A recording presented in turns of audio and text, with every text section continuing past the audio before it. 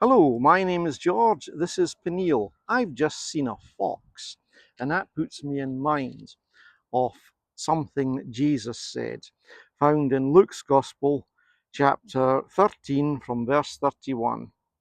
At that time, some Pharisees came to Jesus and said to him, "Leave this place and go somewhere else. Herod wants to kill you." He replied, "Go tell that fox, I will drive out demons and heal people today and tomorrow, and on the third day I will reach my goal.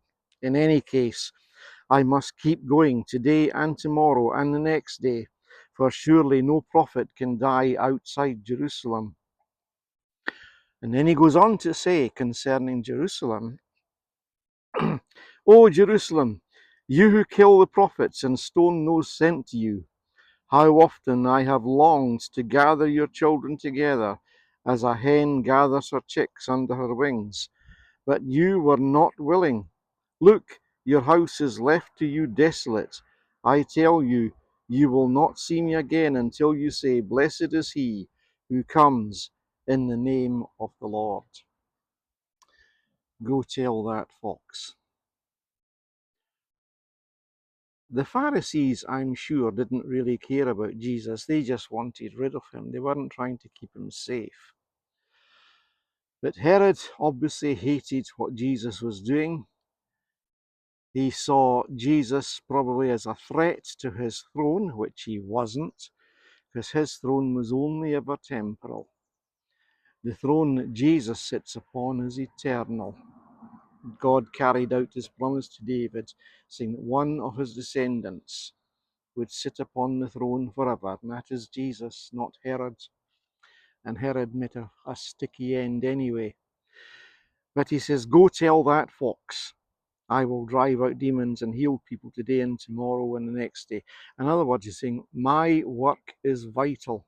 I don't care what that fox Herod says or threatens. I have to go on and on and on until my work is complete. And increasingly, we face very subtle opposition in the West, and we still have to go on like Jesus did. And there are other countries where it's not subtle, people are actually jailed and put to death for their faith, and they still go on. Jesus has set us a fine example of someone continuing in the work they are doing because they have eternity in sight, not this world. You must have eternity in sight if you're going to go on and on. Because let's face it, eternity, one way or another, is where we'll all end up. But for many of us, for most of us, it's going to be hell and banishment and punishment. And for a minority chosen but of God, it's going to be heaven, a place with him, and what we're doing for him is eternal. What we're doing for him will last. What we're doing in this world will not last. You know, all your material things will pass away, but what you're doing for the Lord will not pass away.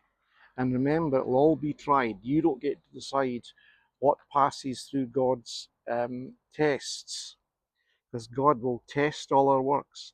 Some of it will be burned up, but everything that's truly done for the Lord out of a heart for Jesus will last. And he says of Jerusalem, Jerusalem, you feel it like a heavenly father longing for his children. Jerusalem, you would not have me.